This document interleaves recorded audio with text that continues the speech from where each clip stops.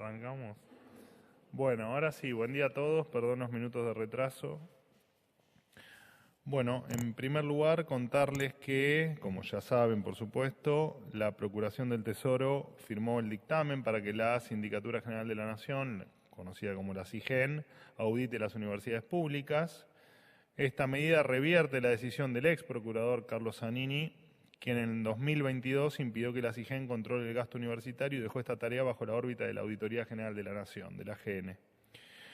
El último informe que la UBA presentó ante la AGN pertenece a la Facultad de Psicología, dato que ustedes ya tienen, se hizo en el 2018, tiene el dato adicional de que recién se publicó esta auditoría el año pasado, ¿no? Algo más de 5 años después. Por lo tanto, solo una de las 13 facultades presentó un control de gastos. Cabe recordar que el 89% de los fondos transferidos a las universidades entre el 2015 y el 2022 todavía no fueron rendidos. Los argentinos merecen saber qué se hace con la plata que aportan de su bolsillo para pagar la educación de los estudiantes. Si nada tienen que ocultar, ningún problema hay en que, o ningún problema debería haber en que se auditen las cuentas. En otro orden de cosas, contarles que el Banco Nación ofrecerá a sus clientes la opción de pagar servicios públicos sin abonar las tasas municipales ilegalmente agregadas en las boletas, que en algunos casos representan hasta el 60% del costo. Los argentinos que tengan cuentas en el Banco Nación van a poder esquivar la voracidad fiscal de algunos intendentes que parecen no entender el clima de época que vive el país, entre ellos, solo por nombrar algunos, Tigre, Quilmes, San Martín y Escobar, que a pesar de la resolución del gobierno presentaron amparos para seguir cobrándole a los contribuyentes a través de las facturas de servicios. De hecho, recibimos al día de hoy más de 300 denuncias en esta última semana por cobros indebidos en la factura de servicios públicos y bienes, que las recibimos en denunciatufactura@comercio.gov.ar. Invito a todos los que se sientan estafados por este esquema que manden sus facturas y hagan las denuncias. Acá les traje algunos ejemplos. Por ejemplo, en esta factura de Cooperativa Eléctrica Chacabuco, de la factura total, hay, por ejemplo, en tasa municipal de alumbrado público 12.720 pesos con 93, fondo especial de alumbrado público 0,23, bastante marginal, y después son buenos con el contribuyente y le hacen un descuento de alumbrado público, le hacen un 10% de descuento, así que casi el 10% de la factura se va efectivamente en esta tasa que no deberían estar cobrando. Acá tenemos a otra que también cerca de un 10% se va en la tasa municipal por alumbrado público. Acá le cobran casi 4.000 pesos al contribuyente compulsivamente a través de la factura de servicios. Y acá tengo otra tasa municipal por alumbrado público que le cobran también otros 4.000 pesos por tasa municipal, esto sobre un total de 16.000, o sea que estamos hablando de un 25% que se va en tasas municipales, y como esto hay 300 casos más hasta el día de hoy. Así que los invitamos a todos, denuncia tu factura @comercio.gov.ar. También les recuerdo que todos los bancos del país, a partir de sus plataformas de pago, están en condiciones de ofrecer este servicio a sus clientes, así que pueden también empezar a ofrecerlo. Desde ahora los pagadores de impuestos cuentan con una nueva herramienta para defenderse de los políticos que esconden la cabeza, pero no la mano a la hora de recaudar más, así que también invitamos, por supuesto, a todos los intendentes a que busquen una manera de golpearle la puerta al vecino y cobrarle la tasa y no a través de las facturas de servicios públicos. Hasta aquí lo mío, los escucho atentamente. Gracias, Manuel.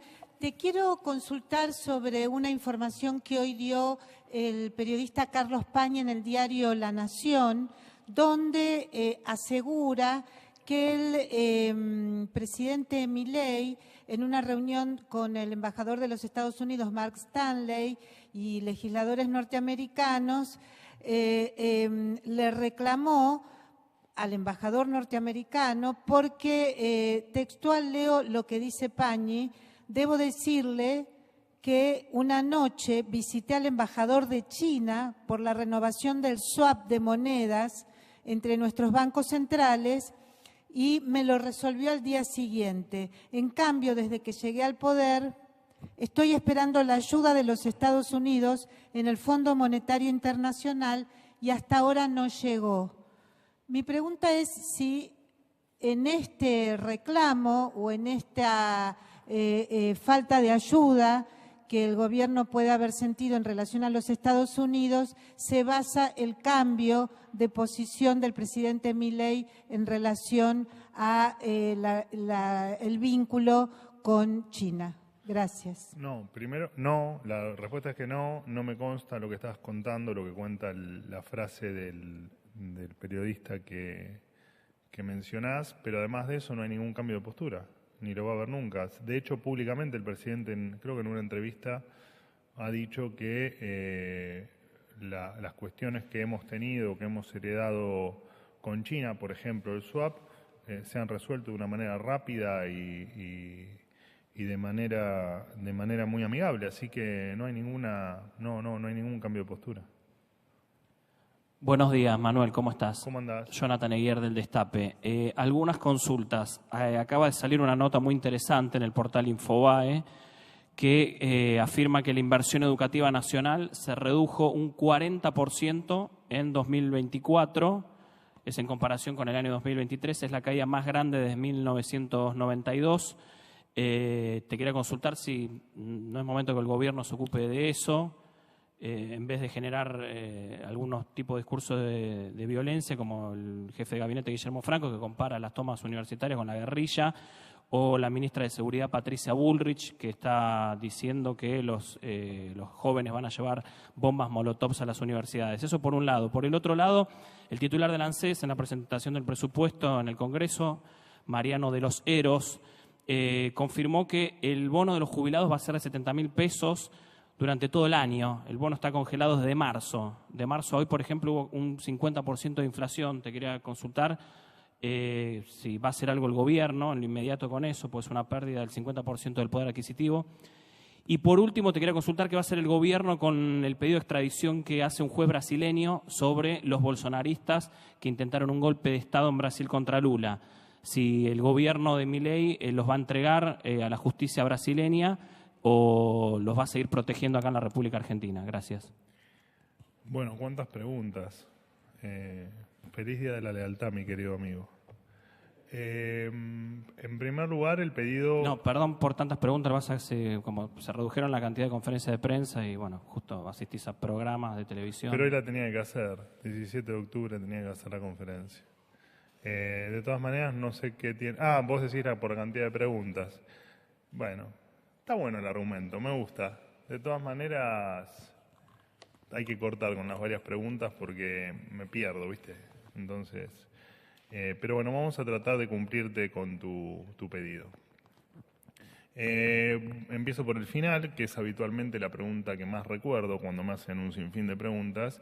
El pedido ha llegado el día de ayer, por lo tanto recién las áreas correspondientes lo están analizando para darle el curso que consideramos que haya que darle. Así que no tengo respuesta concreta para darte porque es muy reciente. Con respecto al bono, bueno, no hay ninguna novedad. Lo del bono es efectivamente un bono que conocerás muy bien porque viene desde que el gobierno anterior empezó a aplicar esta metodología, donde también ese bono, incluso hubo meses que no existió, e incluso hubo meses que ese bono también estaba sin modificaciones, con una inflación mucho más abrupta de la que tenemos hoy. Pero de todas maneras, eso yo lo había dicho, te diría que a principio de año, que el bono no se iba a modificar, más allá de que pueda tener alguna evaluación en algún mes en particular.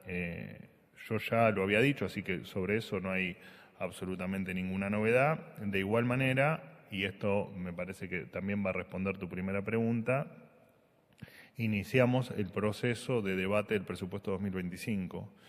Por lo tanto, cualquier observación que haya sobre gastos del Estado o sobre compromisos de gastos futuros del Estado, efectivamente este es el momento, y es buena tu pregunta para recordárselos a todos, este es el momento que hay que debatirlo. Siempre, por supuesto, respetando nuestra regla del equilibrio fiscal o del déficit cero, de poner el rótulo que quieras. De todas maneras, y también me viene muy bien tu pregunta, el monto, los montos. Vos fíjate que Argentina muchas veces se ha jactado, muchos gobiernos se han jactado de aportar en el consolidado de todos los poderes del gobierno el 6% del producto en gastos o en inversión educativa. E increíblemente, a pesar de, tal vez, respetar lo que vos planteás, ¿no? Esto de mejorar el gasto en educación, hoy gran parte de los chicos cuando llegan al grado donde deben saber leer o donde deben saber sumar, no lo pueden hacer. Y muchos chicos de quinto año no saben comprender un texto y, de hecho, buena parte de los estudiantes de Argentina, de los niveles básicos, no terminan en tiempo y forma. ¿Qué te quiero decir con esto? Que no necesariamente el gasto en educación es un tema de monto, sino que habitualmente lo que ocurre es que es un tema de eficiencia. Y la eficiencia pasa por dos carriles que hay que observar muy bien. Uno, por supuesto, es el carril que te marca la propia eficiencia, que es el de que esa inversión tenga el destino donde sea más eficiente y donde mejor resultado genere en el chico, en el alumno, en quien se está nutriendo de conocimiento, cosa que evidentemente no ha pasado en las últimas décadas en Argentina, y por supuesto parte de la ineficiencia se da por lo que pueda haber de corrupción en esa utilización de fondos. Así que apelando a que todo tenga o que esos dos componentes convivan, no solo el de los montos asignados, sino también el de la eficiencia en la utilización de los fondos. ¿Qué tal? Manuel, Juan Pablo Peralta para Concierto Litoral y Fénix Buenos Aires. Hago una. Bueno, sí, muchas gracias. Para reducir. Con el tema del presupuesto que se va a tratar. Yo quería consultarte básicamente si esto que se estuvo diciendo, porque no quedó nunca claro, por lo menos para mí, sobre que si se reduce, por ejemplo, impositivamente a los sectores de mayores recursos, hablo por bienes personales, esos montos, ya que el presidente Milei dice, díganme de dónde saco los fondos para financiar las universidades, ¿eso podría cubrir ese 0,14 que se necesita, más allá de los números, digo, o el costo que tiene el blanqueo, etcétera, de algún otro lugar? Eso, si se expone como una justificación para cubrir justamente lo que requieren las universidades, ¿se podría llegar a hacer? Bueno, toda la discusión es válida y más allá de que sea un debate que tienen que dar los legisladores, te voy a contestar la opinión de este lado, digamos, de este poder del Estado. Cualquier propuesta es válida. Después, en tal caso, veremos, vos cuando me hablas, por ejemplo, de blanqueo, que entiendo que te referís a la recaudación que genera el blanqueo de capitales, esa es una variable, la denominada variable de stock, ¿no? Es una variable que vos la querés, o vos no, digo, en la propuesta se quiere aplicar a un flujo. Por lo tanto, el stock un día se te termina, pero el flujo lo seguís teniendo de manera perpetua. Por lo tanto, sería incompatible el que algún distraído proponga semejante estupidez. Con respecto a, tal vez, bienes personales, que es por ahí podríamos entender que eso puede ser una variable, un flujo versus un flujo y que podría ser compatible, lo que te genera una suba de impuestos es claramente mayor presión impositiva en determinados sectores, independientemente de cuáles sean, y eso genera, más allá de la cuestión conceptual, ¿no?, de pérdida de libertad, o sea, menos recursos para vos. Vamos a suponer que a vos te suba ingresos brutos, bienes personales. Te voy a sacar plata del bolsillo a vos vas a tener menos libertad y vas a tener menos capital disponible para invertir o para lo que sea. Por lo tanto, a vos quitarte incentivos para acumular capital y en el fondo, porque lo que hay que ver es, no hay que ver la foto sino la película, lo que te termina pasando en ese caso o lo que te terminaría pasando es que efectivamente con el tiempo la sociedad en su conjunto se vea más perjudicada que lo que vos quisiste solucionar. De igual forma, la discusión es válida y efectivamente hay que darla en el Congreso, sea con, digamos, hay una tendencia que nos la ha dejado el populismo, que es que efectivamente se cree que todo problema presupuestario se arregla con aumento de impuestos. Y el aumento de impuestos, por definición, te pasa lo que yo te estoy comentando, ¿no? Que perjudicás en el largo plazo a toda la sociedad. Y ni siquiera solo al que le cobras impuestos, sino que haces un perjuicio a toda la sociedad. Sería interesante discutir este esquema sin aumentar impuestos. No hay necesidad de seguir cargando con presión fiscal a una sociedad que está extremadamente sobrecargada de impuestos y de las arcas del Estado en sus espaldas. Así que la pregunta que habría que hacerse o que deberían hacerse los legisladores o que quienes reclaman, porque vos me hablás de universidades, pero digo, un montón de sectores pueden requerir o pueden sentir que necesitan aumento presupuestario. Bueno, esa discusión, decir, bueno, subimos el presupuesto universitario, bueno, ¿de dónde pretenden sacar ese recurso? ¿Pretenden sacarlo de la partida de la, no sé, educación inferior, de las jubilaciones, de los salarios públicos?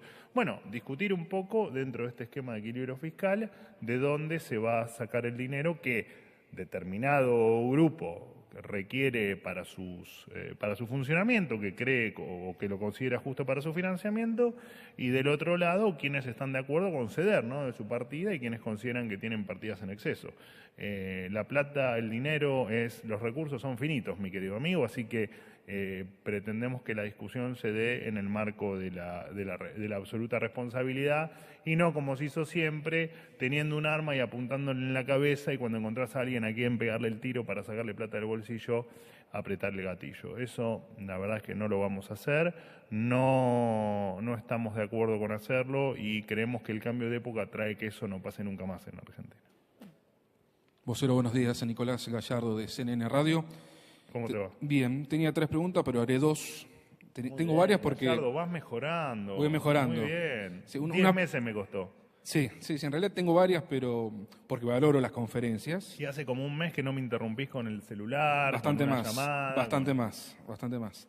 Pero digo, valoro las conferencias, por eso tengo varias, más en un gobierno que no habla.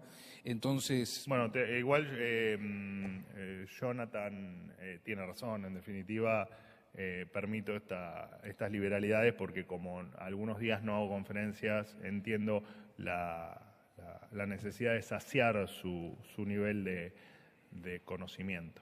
Exactamente. Tengo las 3, pero usted me dirá, por lo pronto hago 2 y si usted quiere una tercera, la hacemos, pero voy con 2.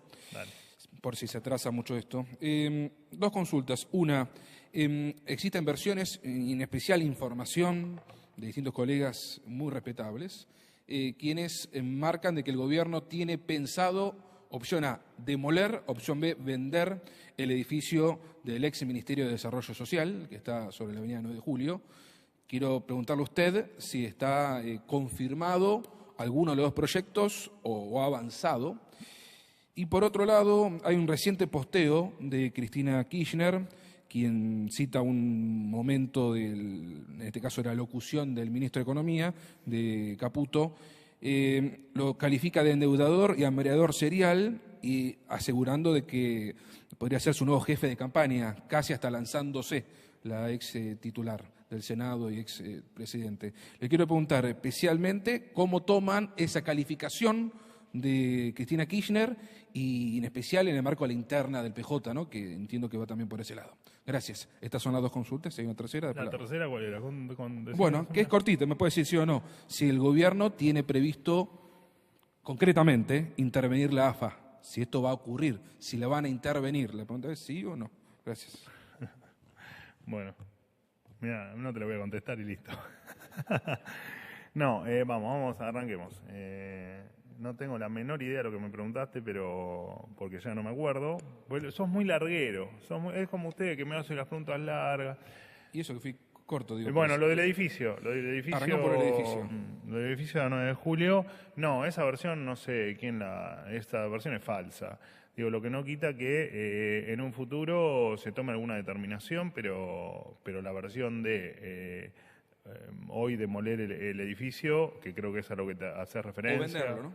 O venderlo. Hoy no hay ninguna definición, así que no, eso es falso. Te repito, ¿no? En algún momento, como se pasa con otros edificios, se tomará alguna decisión. Este particularmente es incómodo para todos los que transitan la 9 de julio, pero veremos llegado el momento qué determinación se toma. Pero no, hoy no está en agenda eso del edificio.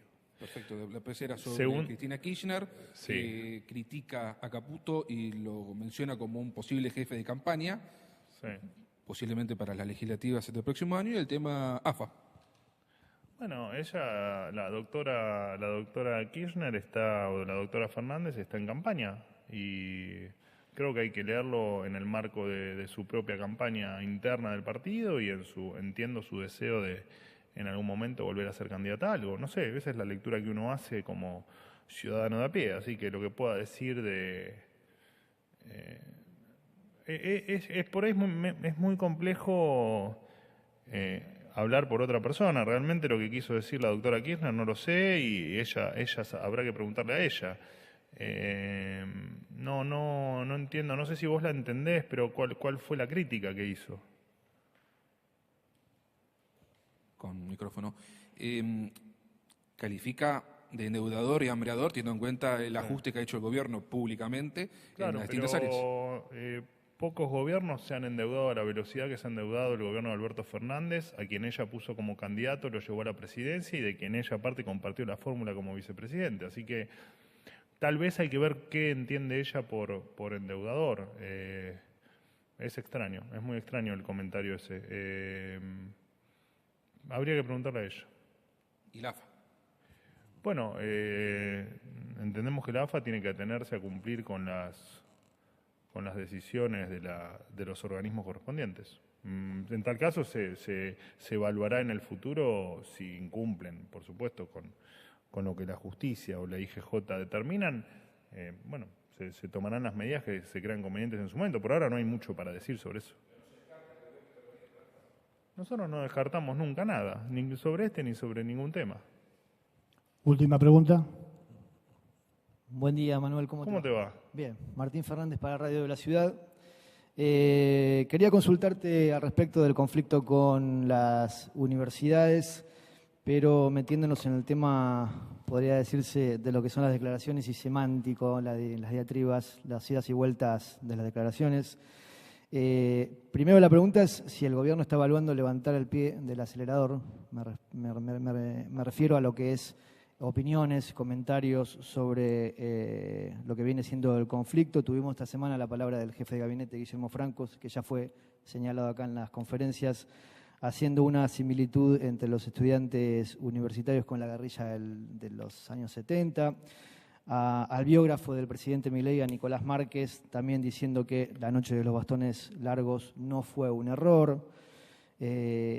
A Patricia Bullrich, como comentaba hace un ratito Jonathan, advirtiendo que en la marcha de ayer de las velas que los estudiantes hicieron al Pisurno iba a haber y había, confirmó que iba a haber bombas Molotov, que los estudiantes iban a llevar bombas Molotov. La pregunta que quiero hacerte es si no es momento de alguna manera de frenar la escalada dialéctica para que se pueda intentar llegar a un acuerdo, a una situación un poquito menos problemática. Es que vos acusás a una supuesta, en la pregunta, no vos, digo, en la pregunta inferís una supuesta responsabilidad de los hechos de violencia a una supuesta escalada dialéctica de determinadas personas.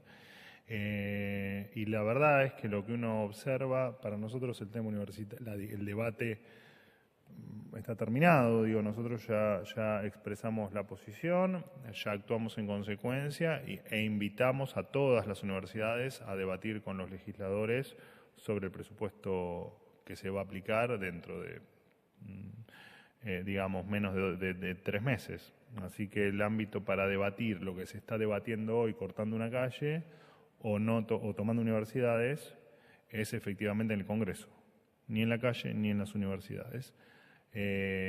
Toma de universidades que, ya lo he dicho, digamos, es un tema que reviste la absoluta ilegalidad.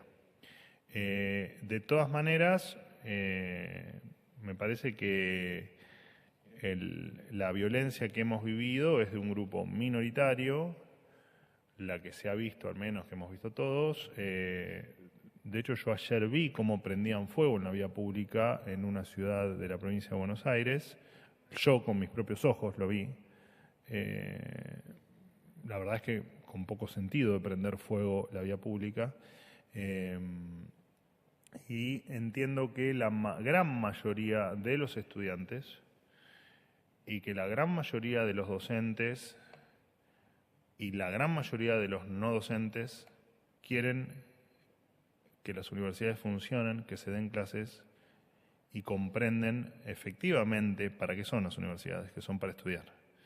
La violencia no está dentro de esa lógica, no está dentro de la finalidad de las universidades y efectivamente nos da mucho escosor. Aborrecemos, que aborrecer no es ni más ni menos que tener aversión a algo, digo porque algunos parece que no tienen algunas definiciones, las tienen corridas.